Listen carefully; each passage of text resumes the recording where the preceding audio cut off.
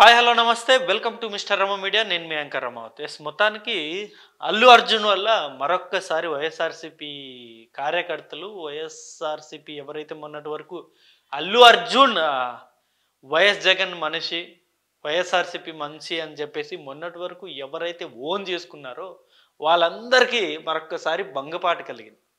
ఎందుకంటే మనం చూసుకుంటున్నాం రీసెంట్ టైమ్స్లో ఎప్పుడైతే 24 ఎలక్షన్ ముందు అల్లు అర్జున్ గారు నంద్యాలకు వెళ్ళి ప్రచారం చేశారో శిల్ప రవి గారికి సపోర్టివ్గా ఆయన ఎప్పుడైతే ప్రచారం చేశారో అప్పటి నుండి ఇప్పటి వరకు కూడా పుష్ప 2 సినిమా రిలీజ్ వరకు కూడా ఓన్ చేసుకున్నారు. ఈవెన్ రిలీజ్ వరకు కాదు, రిలీజ్ అయిన తర్వాత అల్లు అర్జున్ గారు అరెస్ట్ అయిన తర్వాత ఈ ఎపిసోడ్ మొత్తం కూడా ఎంటైర్ ఎపిసోడ్లో కూడా అల్లు అర్జున్ వైఎస్ఆర్సీపీ మెంబర్ లానే వాళ్ళు ఓన్ చేసుకున్నారు. బట్ ఆల్ ఆఫ్ సడన్ ఇప్పుడు పెద్ద భంగుపాటు కలిగింది. అంటే చాలా డిసప్పాయింట్. ఆ డిసప్పాయింట్కి కారణం వచ్చేసి ఇదే. ఏది నిన్న అల్లు అర్జున్ గారు వెళ్ళి ఇటు నాగబాబు గారిని కలిశారు, అలాగే ఇటు చిరంజీవి గారిని కలిశారు. మొన్నటి వరకు ఏమనుకున్నారు, ఇదే వైఎస్ఆర్సీపీ కార్యకర్తలు అల్లు అర్జున్ ఇక జనసేన పార్టీకి చాలా దూరంగా ఉంటున్నాడు, అల్లు అర్జున్ ఇప్పుడు వైఎస్ఆర్సీపీ పార్టీకి మద్దతుగా ఉంటున్నాడు అని చెప్పేసి కూడా చాలా ఓన్ చేసుకున్నారు. ఏమో అంతెందుకు పుష్ప 2 సినిమా అప్పుడు కూడా అంతే, మీరు మాకు అండగా నిలబడ్డారు, మేము మీకు అండగా నిలబడతాము అని చెప్పేసి రకరకాల కామెంట్స్ కూడా చేశారు. దాని తర్వాత ఏమైంది, పుష్ప 2 సినిమా రిలీజ్ అయిపోయింది. రిలీజ్ అయిన తర్వాత సక్సెస్ మీట్లో ఒకే ఒక్క మాటతోటి ఆ ఎంటైర్ కాంట్రవర్సీకి ఫుల్ స్టాప్ పెట్టారు. అప్పటి వరకు ఏమనుకున్నారు, ఇటు మెగా ఫ్యామిలీకి ముఖ్యంగా పవన్ కళ్యాణ్ గారికి ఇటు అల్లు అర్జున్ గారికి చాలా డిస్టర్బెన్స్ వచ్చేసింది. అసలు వాళ్ళిద్దరూ ఇక కలిసే ప్రసక్తే లేదు అని చెప్పేసి మొన్నటి వరకు అనుకున్నారు. కానీ ఉన్నటువంటి సడన్గా అదే సక్సెస్ మీట్లో అల్లు అర్జున్ గారు కళ్యాణ్ బాబాయ్కి చాలా స్పెషల్ థ్యాంక్స్ అని చెప్పారు. అక్కడితోనే ఈ మొత్తం ఈ కాంట్రవర్సీకి ఫుల్ స్టాప్ పడినట్టు అయింది. అప్పుడే చాలామంది ఈవెన్ వైఎస్ఆర్సీపీ కార్యకర్తలు కూడా ఇదే కామెంట్ చేశారు, మేమేమో మిమ్మల్ని ఓన్ చేసుకుంటే మీరేమో మళ్ళీ పవన్ కళ్యాణ్ గారికి పాజిటివ్గా మాట్లాడారు అని చెప్పేసి కూడా అప్పటికి చాలా కామెంట్స్ అనేవి వచ్చాయి. సో ఇప్పుడు ఇది అదే విషయం కంటిన్యూ చేస్తూ ఇప్పుడు ఇటు నాగబాబు గారికి ఇటు చిరంజీవి గారికి అసలు అల్లు అర్జున్ గారికి అసలు ముగ్గురికి పడట్లేదు అని చెప్పేసి కూడా మొన్నటి వరకు చాలా హంగామా చేశారు. చూస్తే సడన్గా ఉన్నటువంటి ఇటు నిన్న వెళ్ళి ఇటు నాగబాబు గారిని పర్సనల్గా వెళ్ళి కలవడం జరిగింది, చిరంజీవి గారిని పర్సనల్గా వెళ్ళి కలవడం జరిగింది. సో ఈ ఎపిసోడ్ చూసిన తర్వాత వైఎస్ఆర్సీపీ కార్యకర్తలు మరొకసారి ఫూల్స్ అయ్యారనిపిస్తుంది. ఎందుకంటే ఎప్పటికైనా ఒకటి గుర్తుపెట్టుకోండి, ఎప్పటికైనా ఏ ఫ్యామిలీలో అయినా సరే డిస్టర్బెన్స్ అన్నది సర్వసాధారణం.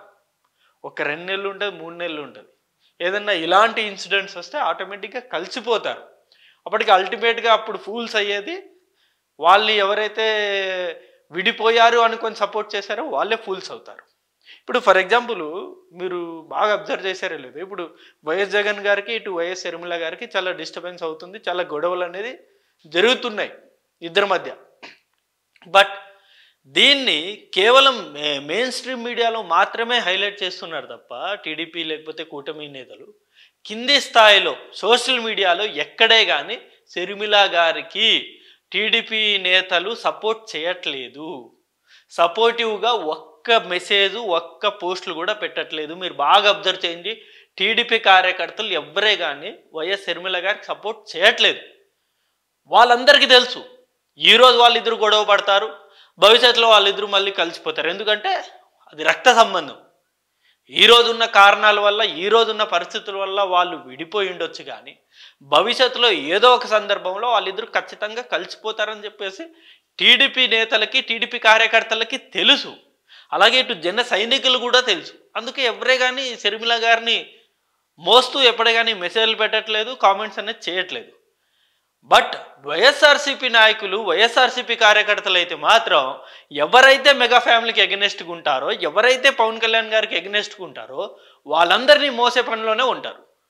వాళ్ళకి పాజిటివ్గా పోస్టులు పెడతాంటారు, వాళ్ళని సోషల్ మీడియాలో పొగుడుతూ పోస్టులు పెడతారు, కటౌట్లు కడతారు, రకరకాలుగా సపోర్ట్లు చేస్తారు.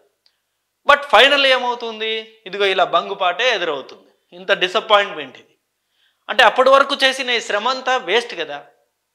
అండ్ ఇంకొకటి, వైఎస్ఆర్సిపి పార్టీ టీడీపీ పార్టీ మీద, ప్రస్తుత కూటమి ప్రభుత్వం మీద చాలా వ్యతిరేకత ఉందని చెప్పేసి అన్నదాతకు అండగా వైఎస్ఆర్సిపి అని చెప్పేసి ఒక ప్రోగ్రామ్ అనేది చేశారు, ఒక ర్యాలీ చేశారు. ప్రతి జిల్లాలోనూ ప్రతి మండల హెడ్ క్వార్టర్స్లోనూ ఈ ప్రొటెస్ట్ అనేది చేశారు. ఈ ప్రొటెస్ట్ అనేది చేసిన రోజే అల్లు అర్జున్ అరెస్ట్ అయ్యారు. So entire YSRCP social media మొత్తం అల్లు అర్జున్కి సపోర్టివ్గా మెసేజ్ పెట్టడంలో బిజీ ఉన్నారు తప్ప, అప్పటికి వైఎస్ జగన్ గారు తీసుకొచ్చిన ఈ ప్రోగ్రామ్ని ఏ ఒక్కరు కూడా సపోర్టివ్గా మెసేజ్ పెట్టలేదు సోషల్ మీడియాలో. అసలు ఈ ప్రోగ్రామ్ని హైలైటే చేయలేదు. మొత్తం అల్లు అర్జున్ గారిని హైలైట్ చేస్తూ కూర్చున్నారు. సో ఇలాంటివి చేయడం వల్ల వైఎస్ఆర్సిపి పార్టీకి ఎంత డ్యామేజ్ జరుగుతుంది మీరే ఆలోచించండి.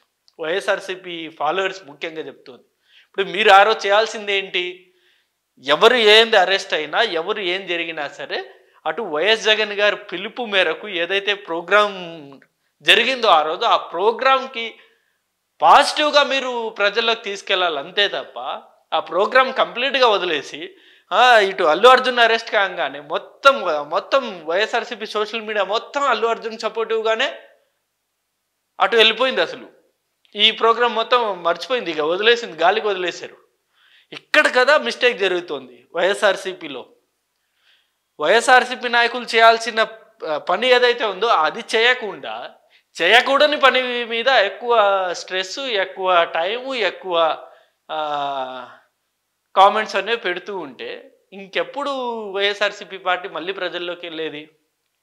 సో జస్ట్ మీరు కొంచెం ఆలోచించండి. ఎప్పటికైనా మెగా ఫ్యామిలీ ఎప్పటికైనా ఒకటే. ఈవెన్ పవన్ కళ్యాణ్ గారిని కలవకపోయిండొచ్చు అల్లు అర్జున్ గారు ఈరోజు రేపు, బట్ భవిష్యత్తులో అయితే ఖచ్చితంగా కలుస్తారు కదా. అప్పుడు మళ్ళీ డిసప్పాయింట్ అయ్యేది ఇదే వైఎస్ఆర్సిపి కార్యకర్తలు కదా, ఇదే వైఎస్ జగన్ గారి అభిమానులు కదా. సో ఇప్పటికైనా ఇలాంటి వాటి మీద ఫోకస్ అనేది తగ్గించేసి కంప్లీట్గా అవాయిడ్ చేసేయండి. మీ ఫోకస్ కేవలం వైఎస్ జగన్ గారు అలాగే రాష్ట్రంలో ఉన్న సమస్యల మీద మాత్రమే ఉండాలి.